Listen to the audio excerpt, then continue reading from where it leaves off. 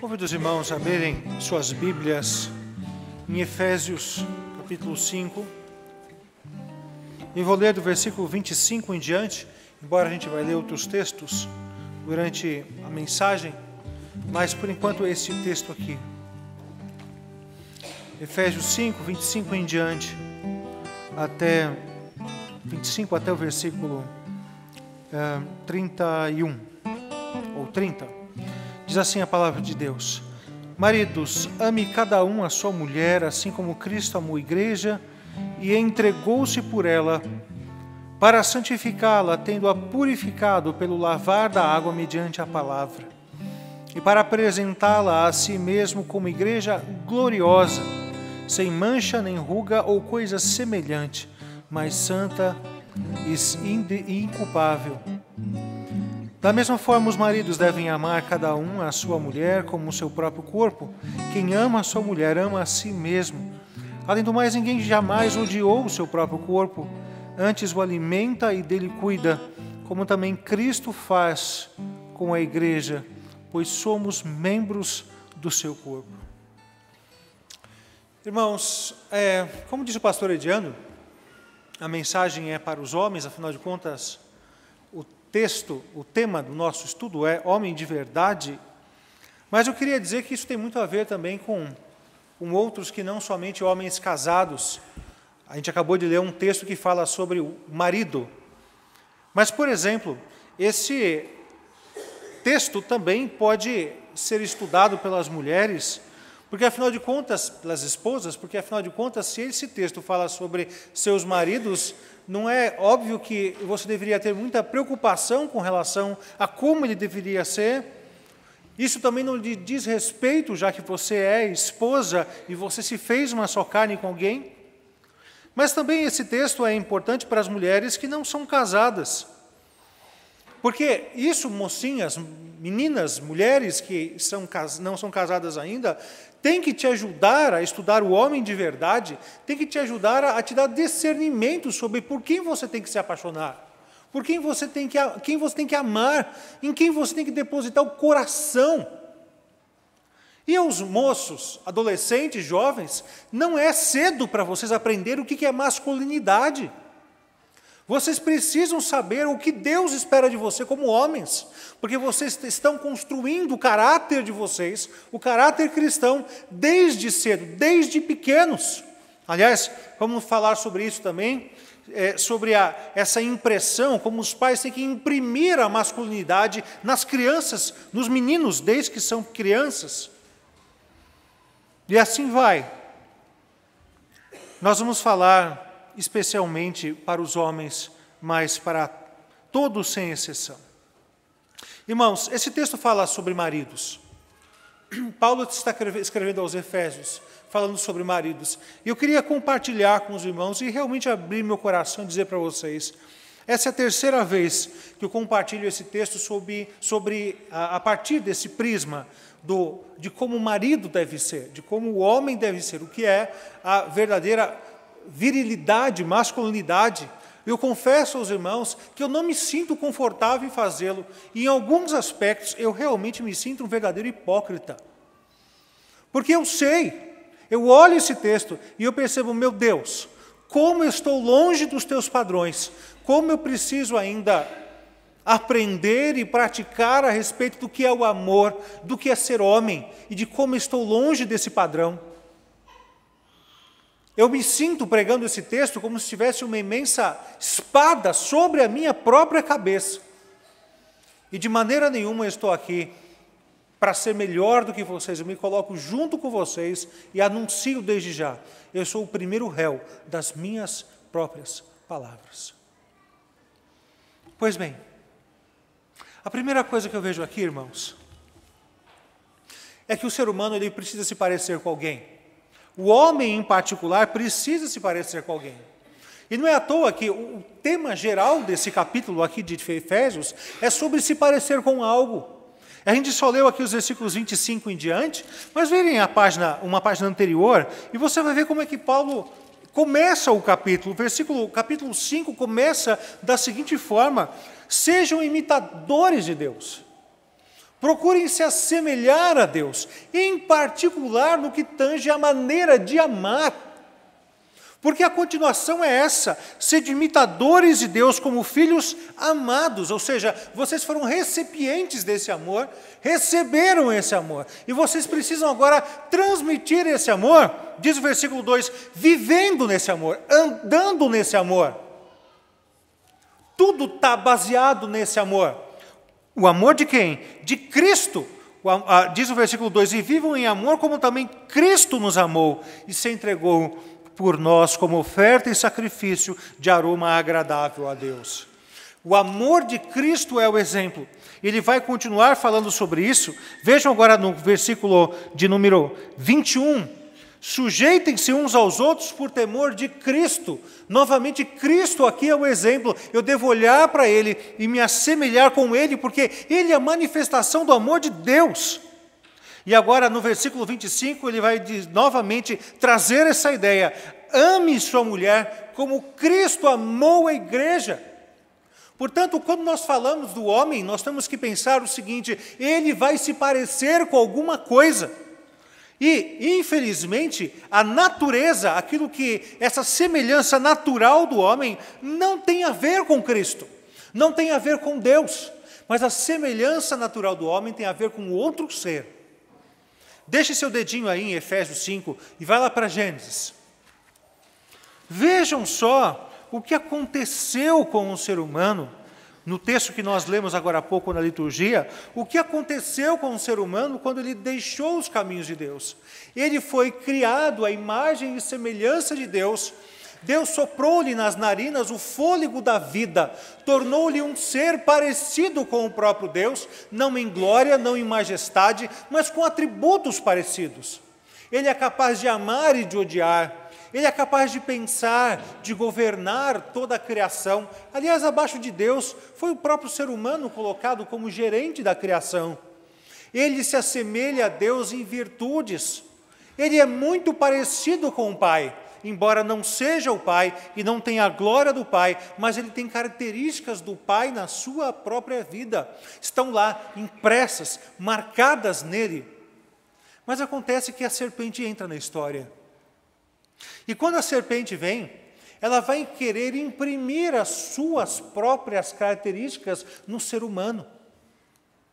Ela é um animal sutil, astuto, que fica escondido, agindo entre as sombras. E ela transforma o ser humano nisso, num ser sombrio. Adão, que foi criado para governar, agora Adão é um ser sombrio, porque ele esconde a sua própria nudez da sua esposa, porque ele se esconde atrás da moita quando Deus se aproxima. Adão e Eva se tornam seres das sombras, assim como a própria serpente é um ser da sombra. Ela imprime no coração do ser humano toda a independência de Deus. Eu sou Deus sobre mim, eu é que decido o que é certo ou errado. Deus é um balcão de negócios. Quando eu preciso de alguma coisa, eu recorro a Ele, mas toda a minha vida, todas as minhas decisões, a maneira como eu sou marido, como eu sou homem, tudo isso é decidido por mim mesmo, sem ninguém dar o palpite, muito menos Deus. Ele se autodivinizou, e quando se autodivinizou, ele colocou Deus para fora da sua vida. É a isso que ele se assemelhou. E quando nós olhamos o tipo de padrão de homem que é instituído pelo mundo, isso se torna algo ainda mais claro. Há alguns anos, talvez uns 3 anos, eu preguei num acampamento de adolescentes, em Belo Horizonte. Tinha lá cerca de 200 adolescentes. E eu pedi para que as meninas e os meninos se separassem. E às meninas, eu fiz uma pergunta. Moças, quem para vocês é o maior exemplo de masculinidade? E foi bem naquela época do lançamento do filme Eclipse. E quem é que elas disseram que foi assim, unanimidade? Foi aquele vampiro, sei lá o nome dele, Como é que pode aquele ser esquisito, para não dizer pouco, ser considerado como um exemplo de masculinidade? O pior é que eu perguntei para moças. Imaginem só, vocês moças, quem vocês querem que cuide de vocês? Um vampiro. O que esse cara vai fazer com você?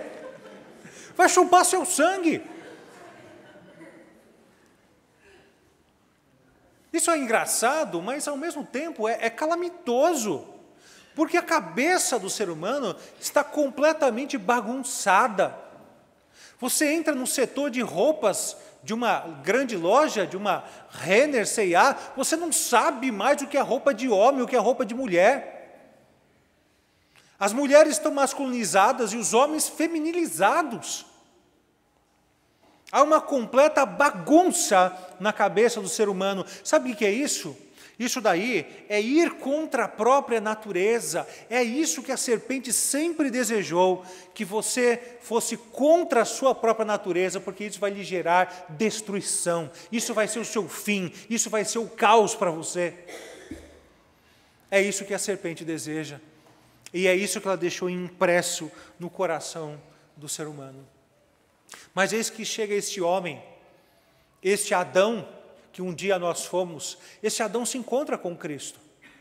Esse ser que um dia nós fomos, como Paulo fala aos Efésios, capítulo 2, todos nós éramos filhos da ira. Nós que éramos filhos da ira, e a nossa cabeça um dia também esteve bagunçada, mas um dia o Senhor se compadeceu de nós, foi misericordioso conosco e nos abriu os olhos sobre o que significa de fato o ser homem. Precisa haver uma semelhança, agora não mais natural, mas uma semelhança sobrenatural. Há ainda as marcas da serpente em nós. Nós somos tatuados com a serpente em nosso coração. Mas agora nós temos uma força interior que tenta nos renovar para sermos sobrenaturalmente como Cristo é. Ela nos empurra a isso. Sede, pois, imitadores de Deus como filhos amados, e andai em amor, como Cristo nos amou e se entregou por nós como oferta e sacrifício agradável a Deus. Quando Paulo fala sobre o papel no lar, sobre o que é ser homem, ele fala sobre isso, sobre a buscar a semelhança. E se tem que ser buscado e desejado, porque isso não é natural. Lute você também. Em primeiro lugar, se renda e seja capaz de se entregar dessa forma para o Senhor. Eu tenho as tatuagens da serpente na minha vida e eu quero que o Senhor arranque isso. Eu quero que o Senhor sobreponha isso. Eu quero que o Senhor tire isso de mim. Mas se você não admitir que você tem essa inclinação, de fato, vai ser difícil. E então ele vai vincular, olha, encha-se do Espírito, é o que ele fala aqui no versículo de número 18, não se embriaguem com vinho que leva à libertinagem, mas deixem-se encher pelo Espírito. Uma das maneiras é essa, sujeitem-se uns aos outros por temor de Cristo, diz o versículo 21. Qual é o padrão da masculinidade, então? Vamos voltar lá para Gênesis 3. Vejam só, Deus já dá mostras disso. Se você olhar antes de Gênesis 3, o capítulo 1, você vê um pouquinho daquilo que Deus esperava que Adão apresentasse na sua vida. Gênesis 1. No princípio criou Deus os céus e a terra era sem forma e vazia, trevas cobriam a face do abismo, e o Espírito de Deus se movia sobre a face das águas, e disse Deus, haja luz, e houve luz. Na verdade, o que acontece ali é que tem uma matéria caótica, a Bíblia não nos dá mais detalhes sobre isso, e Deus, ele interage com o caos. Ele tem sensibilidade ao caos. E Deus, de maneira brilhante, maravilhosa, majestosa, ele trabalha o caos para que o caos seja a matéria da ordem.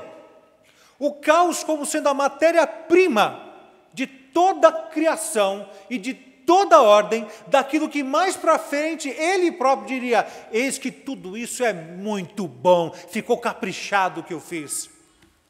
Mas percebam, irmãos, qual é o processo? Ele fez isso através da matéria caótica. Havia caos, havia trevas sobre a face do abismo. E disse Deus. Deus usou então as palavras para criar. E dia após dia, processo atrás de processo, Deus foi falando e colocando ordem no caos. Dizem que a mesma palavra em chinês para ameaça é também a palavra, mudando um sinalzinho ou outro, é a mesma palavra para oportunidade. E é isso. Deus, ele aproveitou o caos como uma oportunidade de gerar ordem e beleza e graça, porque ele usou as palavras para isso. E Adão?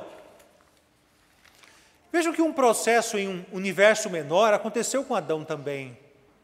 Enquanto Deus teve toda a criação e a matéria caótica para colocar ordem, isso foi gerando beleza e graça e vida. Isso aconteceu no microcosmos de Adão também. Ele estava lá no jardim e a serpente se aproximou. O que Deus esperava dele? Que Adão agisse segundo a imagem e semelhança de Deus. Que Adão tivesse aprendido com o exemplo do Pai. Que Adão também usasse as palavras, mediante a aproximação do caos, para que aquilo fosse a oportunidade de crescer e de abençoar, e de gerar vida e graça e beleza, como o Pai fez também. Pensem agora nos eventos que significam o caos, homens, os eventos que significam o caos na nossa vida. Pensem em todo o tempo que talvez você tenha ficado sem fazer exercício devocional com os seus filhos. Pensem enquanto você se abstém sexualmente da sua esposa. Pensem na falta de intimidade entre vocês. Pensem na falta de diálogo entre vocês. Pensem no pouco interesse que você tem de ouvir a sua esposa e os problemas do lar quando você chega em casa. Pense como talvez você faça gosto quando a sua esposa se dedique a qualquer outra coisa, pelo menos assim ela te deixe em paz. Todas essas coisas significam a nuvem negra do caos, pairando sobre a sua casa. A serpente tem se aproximado novamente. Ela está em volta. E você precisa saber que ela está em volta e você é o responsável, homem, para expulsá-la de perto de você. Assim como Adão foi responsável e omisso no caso dele, Deus quer que você interaja com o caos. Seja sensível, tenha olhos abertos e veja para os lados o que é que está se aproximando da minha casa. O que é que tem se aproximado do meu relacionamento conjugal? Como é que anda o meu papel como pai dentro do meu lar? Nuvens negras se aproximam. Adão se omitiu. Adão se escondeu. Adão não assumiu seus erros. Aliás, saiu culpando os outros quando os erros vieram à tona. Como muitos maridos fazem. Eu fiz errado, mas ela fez também. Quantas vezes eu já não ouvi isso? Mas maridos, atenção. Não há ninguém mais errado na sua casa que você. Você consegue entender isso? Ninguém pode estar mais errado na sua casa do que você mesmo. Nunca vai existir ninguém mais culpado pelo fracasso do seu lar que você.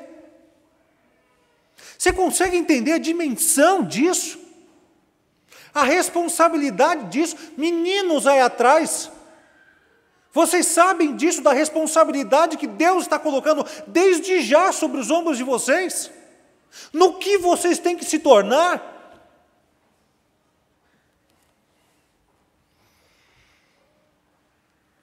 E aí então, olha que interessante, né? Omissão, atrás de omissão, atrás de omissão. E quando resolve abrir a boca, para que é? Para sentar a marreta na mulher. É isso que ele faz. Ele se omite até não poder mais. Aí quando realmente a coisa está feia, eu não tenho nada a ver com isso, a culpa é dela.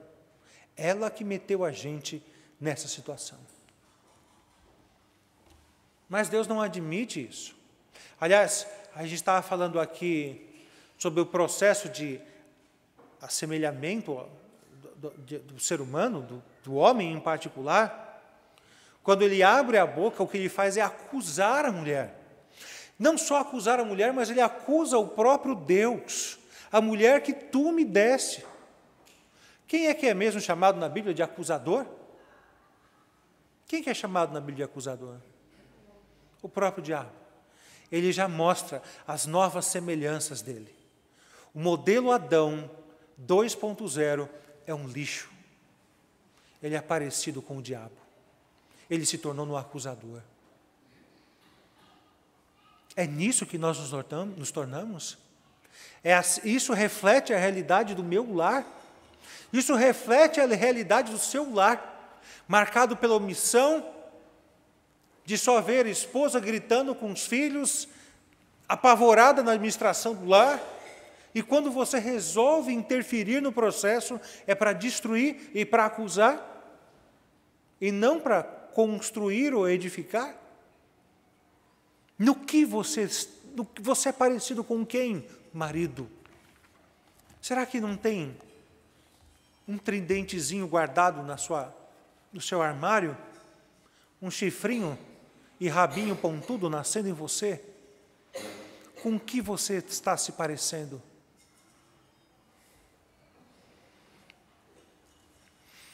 Mas eis que então Paulo, vamos voltar lá para Efésios, nos mostra um novo padrão para nos compararmos.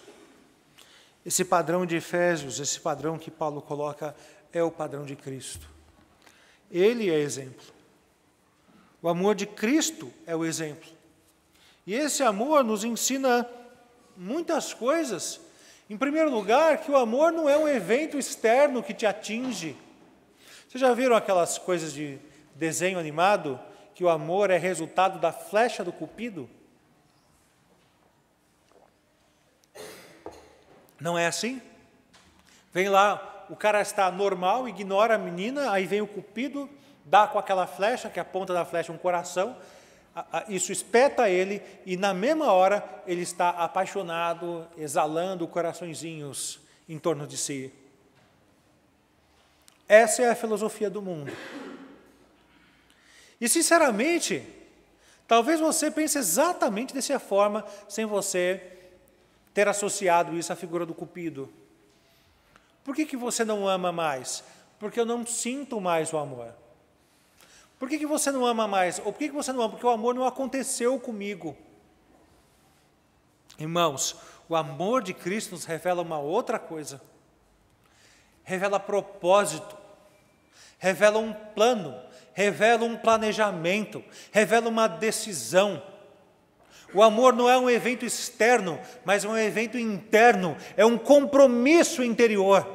Um compromisso com os teus olhos, é um compromisso com os teus ouvidos, é um compromisso com o teu coração e com o mais profundo da sua alma. Isso é o amor de Cristo por nós. E ele desafia, marido, você tem que amar a esposa desse jeito.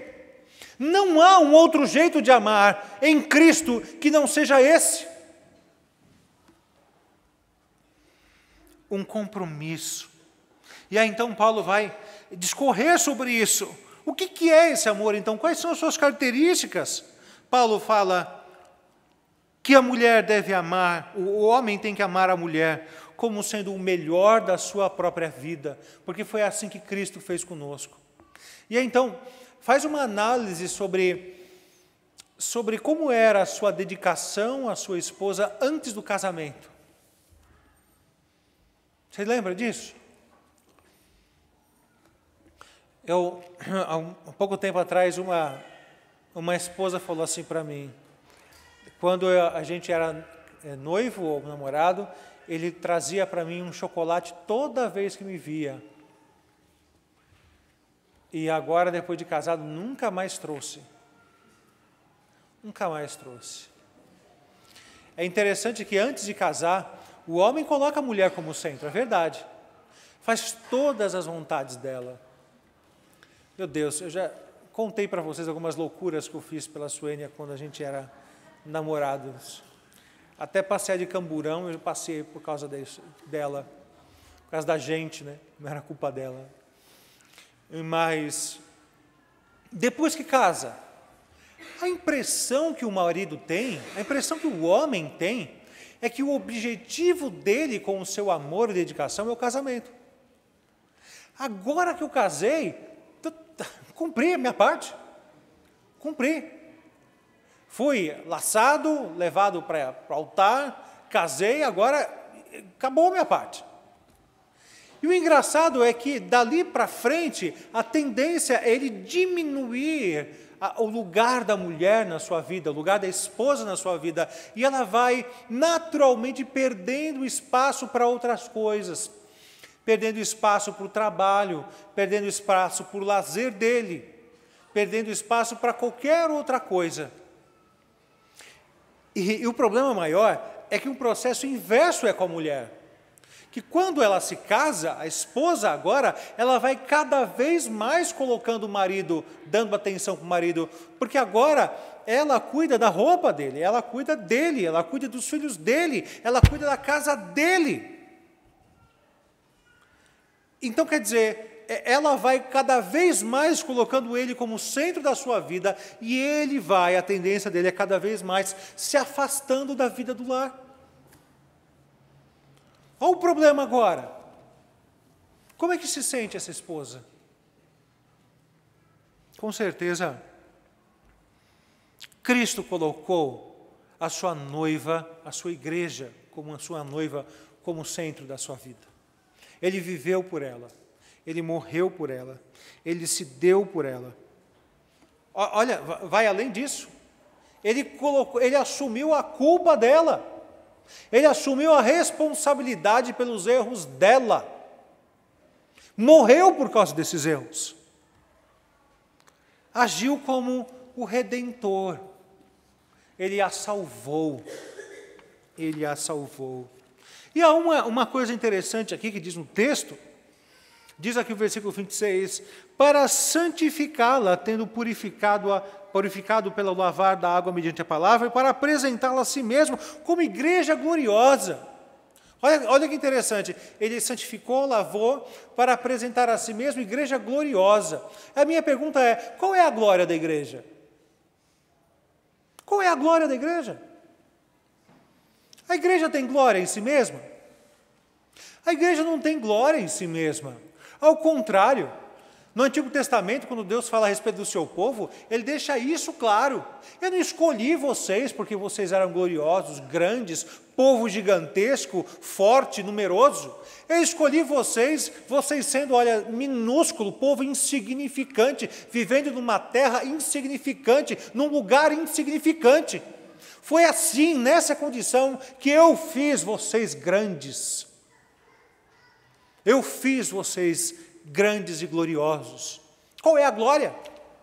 Qual é a glória da igreja? Nenhuma. Se há alguma glória na igreja, é uma glória dada e vai significar dignidade. Cristo tornou o seu povo chamado igreja um povo digno, sem mácula, nem mancha, nem ruga. Deus nos fez dignos. Ele nos tornou santos. Pensem no marido. O marido que chega ao pastor e fala assim, pastor, minha esposa é um monstro. O senhor não conhece minha esposa.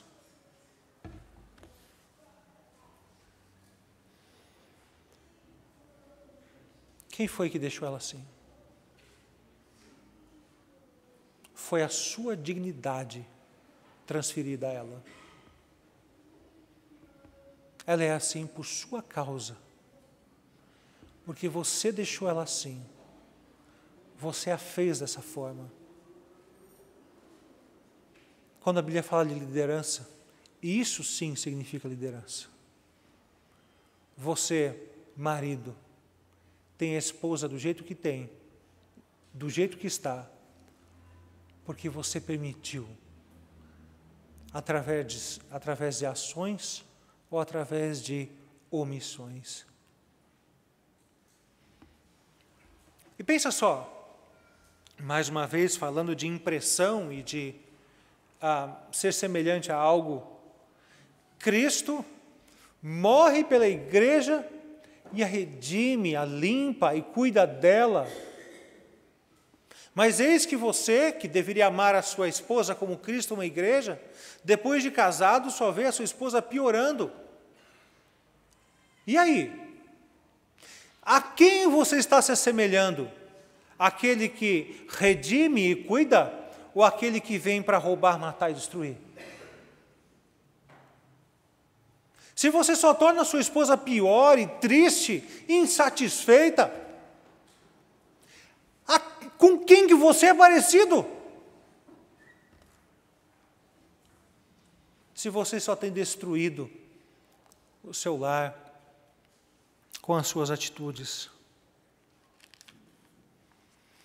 A autoridade dada a você, homem, como chefe do lar, é autoridade para redimir e construir, dirigir seu lar à vida eterna, ao céu, não para destruí-lo.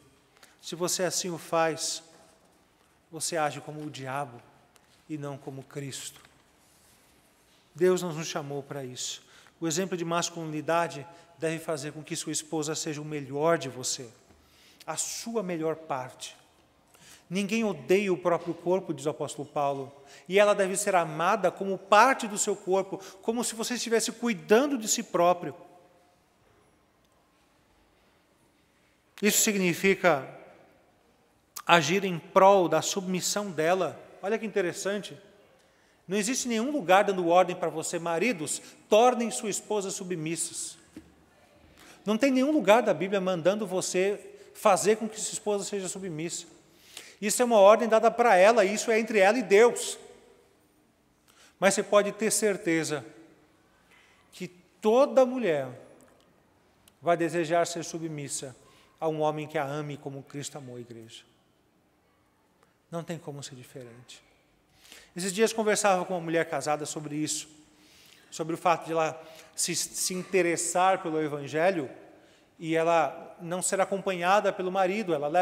Ela ia na igreja com os filhos, ela queria ir e só iria ela com os filhos, mas o marido ia ficar em casa, porque ela já tinha conversado com ele, ele não se mostrou nem um pouquinho motivado a ir para a igreja. Ela até perguntou: mas e se eu for à igreja? Me fala como é a sua igreja. Se eu for lá, ninguém vai me olhar estranho, esquisito, porque eu vou na igreja só com os meus filhos, sem meu marido? Eu falei: é óbvio que não. Você vai ser recebida como você vier. Ninguém vai achar isso estranho. Além do mais, porque a igreja foi feita para os doentes, não para os sãos, não foi feita para a família perfeita. A igreja foi feita para ajudar, inclusive as famílias, a serem redimidas. Aí eu disse para ela exatamente isso, que alguma coisa me diz que se você se entrosar com a igreja e entender o que a Bíblia diz, alguma coisa me diz que o seu marido vai gostar do que vai acontecer com você ao ir à igreja. Quando você cumpre o seu papel diante de Deus, marido, você torna mais fácil a sua esposa cumprir com o papel dela. Não que uma coisa está vinculada à outra, porque não estão. As duas coisas não estão vinculadas. Você não pode fazer uma troca. Eu só vou liderá-la, eu só vou amá-la como Cristo ama a igreja, se ela for submissa. Isso não é uma troca. Você, independentemente de qualquer coisa, precisa amá-la como Cristo ama a igreja. Irmãos, só lembrando o que nós falamos até aqui, lutem contra essas impressões que tem no seu coração. Você, homem, está impresso no seu coração o desejo de ser como o diabo. Você está entendendo isso? No meu coração e no seu coração tem o desejo pela omissão, o desejo pela acusação, o desejo pela destruição. E você precisa lutar contra isso e assumir as rédeas do seu lar, como Cristo assumiu as rédeas da igreja. Para quê? Para subjugá-la? Não, para subjugar-se por ela. Dar toda a sua vida por ela. Fazer com que ela carregasse as suas próprias impressões. Dar da sua dignidade para ela. Assim Cristo fez. Portanto, esse é o padrão de masculinidade a ser vivido. Esse é o padrão de masculinidade a ser ensinado. A Sônia falou que na palestra que ela e a Adele foram há 2 semanas, uma mulher falou sobre isso, que as mães, os pais precisam ensinar os meninos a serem homens de verdade. Vocês estão entendendo, pais e mães, vocês estão entendendo a dificuldade de ser homem? Homem com H maiúsculo, o homem que a Bíblia manda, o homem que Cristo foi. Aliás, só retomando aquele pensamento, que surpresas aquelas mocinhas ficaram no acampamento, quando eu disse que o maior exemplo de masculinidade era Cristo, que ninguém nunca foi tão macho como ele foi. Voltando, temos que ensinar os nossos meninos a serem homens, e eu confesso para vocês, eu temo pelos maridos das minhas filhas.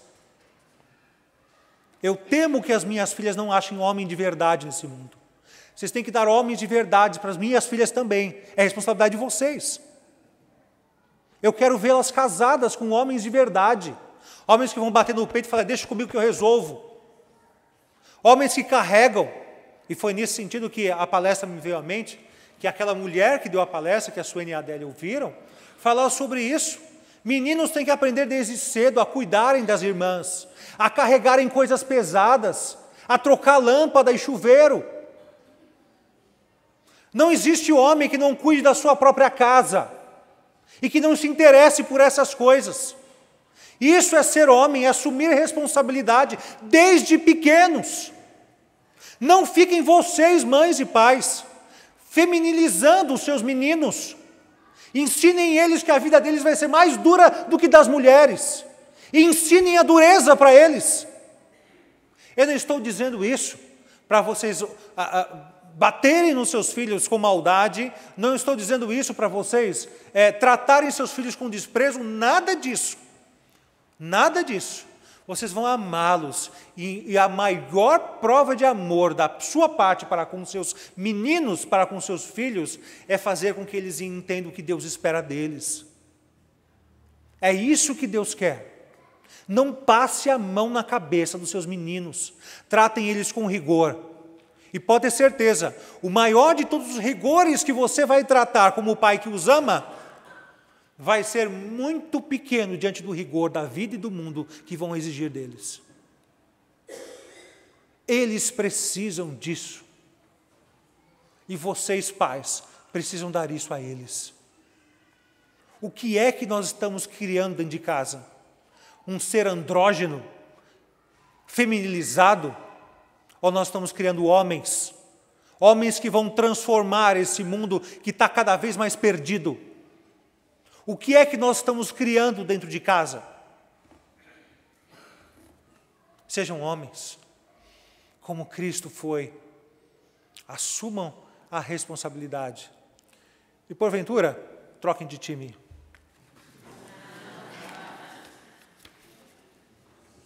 Irmãos, brincadeira essa parte. Que Deus nos abençoe. Que seja uma semana de muita reflexão. Os irmãos têm meu e-mail. Eu gostaria de deixar um desafio para vocês. Eu queria que vocês... Tem um livro que eu acho que todo homem devia ler. O nome do livro é O que Toda Mulher Deseja. É um livro da editora Fiel, se não me engano. O que Toda Mulher Deseja. E nesse livro tem um questionário. Se você for homem de verdade, você tiver coragem, você vai mandar um e-mail e vai pedir para mim que eu te mande esse questionário. Eu até pensei em distribuir aqui na igreja hoje, mas eu achei que devia ser mais espontâneo do que isso. E não tem idade, não. Embora seja um questionário que você, marido, deveria apresentar à sua esposa, mas eu acredito que seja interessante também, se você é jovem, adolescente, ler o que toda mulher deseja de você. Se você tiver coragem e resolver fazer esse compromisso, me manda um e-mail. Em particular, eu vou te responder com um e-mail, com um questionário em anexo. Leia aquilo. E se você sentir à vontade, entregue para sua esposa, porque aquele questionário é para ela avaliar o quão homem você é. Será que você tem coragem de fazer isso? Eu não sei se eu tenho, não. Eu vou pensar ainda. É muito duro. Mas, sinceramente, irmãos, eu acho que vale a pena. A igreja, nossa igreja precisa de homens. O nosso mundo precisa de homens. Que Deus nos torne esses homens que o mundo precisa, à semelhança de Cristo. Amém?